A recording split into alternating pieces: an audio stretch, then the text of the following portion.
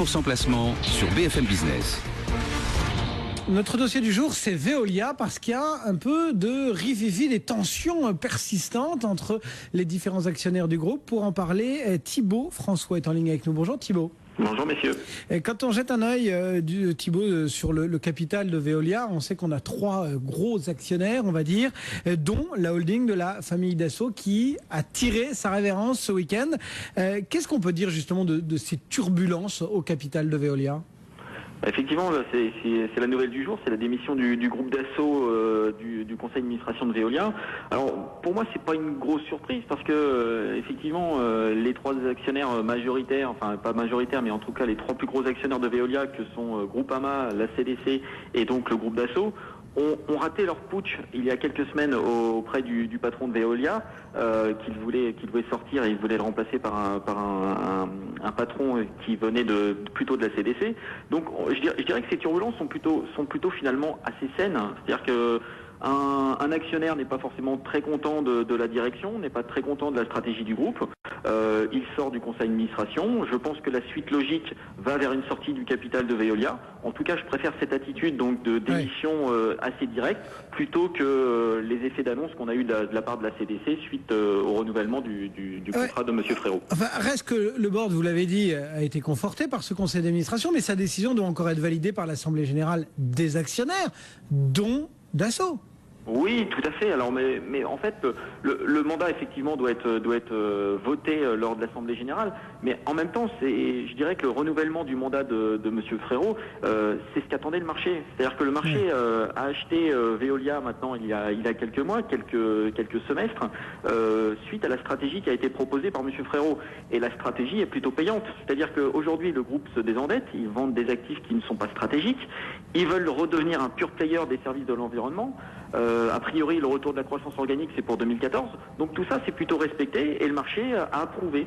Donc je pense que le marché attend vraiment le renouvellement de Monsieur Frérot. Et effectivement, bon, même si le groupe Dassault n'est pas très content, finalement, à eux trois, ils ne représentent que 20% du capital du groupe. Et donc, il y a quand même une large majorité, on va dire, en faveur de Monsieur Frérot.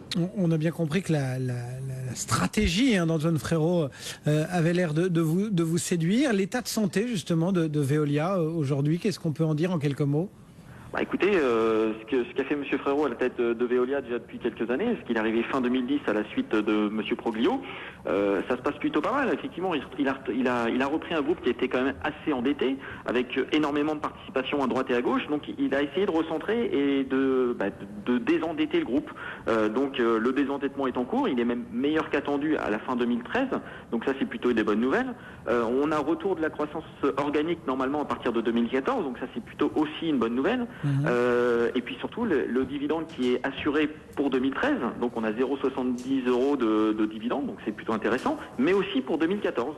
Les 0,70 ont été annoncés pour 2014, donc c'est plutôt pas mal. Et si on fait le match un peu traditionnel avec Suez Environnement, comment on se positionne ? Écoutez, Suez Environnement a beaucoup mieux géré la crise. Suez Environnement, c'est un groupe qui est très bien géré, qui a réussi à traverser la crise, on va dire, sans trop de problèmes. Ils ont d'ailleurs traversé la crise bien mieux que Veolia. Donc sûrement grâce à leur actionnaire de référence qui est GDF Suez. Je pense qu'ils ont bénéficié un petit peu des énergies, enfin des synergies qu'il pouvait y avoir entre les différents groupes. Mais aujourd'hui, le potentiel me semble un petit peu limité maintenant sur le groupe Suez. La croissance organique devrait être aussi de retour sur le groupe, mais en termes de marge, je pense que on arrive sur des plus hauts sur Suez Environnement. Donc préférence à Veolia qui a un effet de levier quand même assez intéressant à mon avis sur le moyen terme. Et alors justement, est-ce qu'en bourse aussi Veolia a un effet de levier intéressant ? Est-ce que Veolia peut encore beaucoup progresser ? Julien Nebenzal, on vous retrouve depuis Day by Day. Est-ce que techniquement vous pensez que Veolia reste un bon cheval à jouer là aujourd'hui ? Pour un raisonnement de gestion, on approche quand même de la fin d'une histoire. Si on se remet en perspective, il faut se souvenir que cette valeur intéressait peu de gens. On a passé entre 2011 et 2013 beaucoup de temps entre 7 et 11. Alors il se trouve qu'en 2013, on a dépassé la zone des 11. C'était un véritable signal d'achat, de moyen terme, de long terme. Et comme entre 7 et 11, il y a 4 euros, l'analyse technique étant relativement simple, on ajoute les 4 euros à 11 et on arrive à 15. Donc en fait, l'objectif de moyen terme, il est à 15. On est relativement proche de ce seuil. C'est pour ça que je dis le potentiel n'est pas très très élevé. On est à 14,50, 14,50 ce matin. Voilà. Maintenant, est-ce qu'à court terme, on a un signal de baisse? Non, on n'a pas de signal de baisse.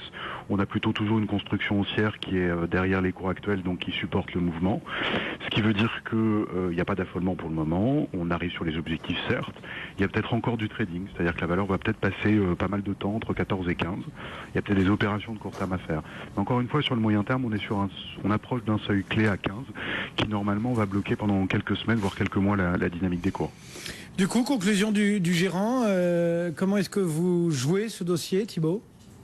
Écoutez, nous on trouve que la visibilité s'améliore nettement quand même sur le dossier Veolia. Bon, j'ai parlé des endettements, j'ai parlé effectivement de l'état de santé qui est vraiment assaini sur le groupe.